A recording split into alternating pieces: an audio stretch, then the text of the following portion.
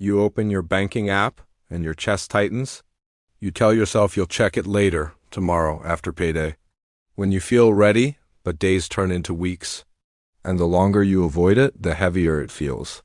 If checking your bank account gives you anxiety, you don't just have a money problem. You might have financial trauma. That word sounds dramatic. But financial trauma isn't only about bankruptcy or massive debt. It can come from growing up in a home where money was always a fight, watching bills pile up, hearing, "We can't afford that," constantly, being shamed for spending, living paycheck to paycheck for years. Your nervous system remembers those experiences. So when you look at your balance, your body reacts as if danger is present. This isn't weakness, it's survival wiring. When your brain senses threat, it goes into fight, flight, or freeze. For many people, money triggers freeze. You don't argue with the numbers, you don't run from them physically, you shut down.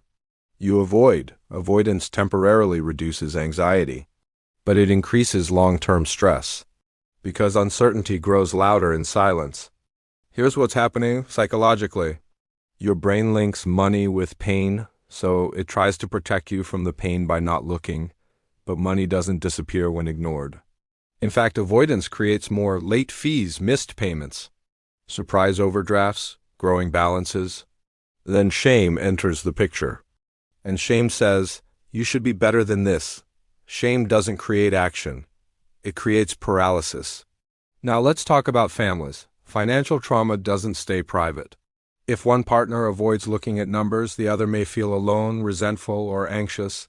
If both avoid, chaos grows silently. Children absorb the energy too. They may not know the numbers, but they feel the tension. Money becomes something scary, secret, stressful, and that belief can follow them into adulthood. Here's the important truth: avoidance is not irresponsibility. It's a nervous system response. So the solution isn't yelling at yourself, it's retraining your brain. First, lower the intensity. Instead of opening your full banking dashboard, start small. Look at one account for 2 minutes, that's it. You're teaching your brain that checking doesn't equal danger. Second, separate identity from numbers. Your bank balance is data. It's not your worth, it's not your intelligence, it's not your future.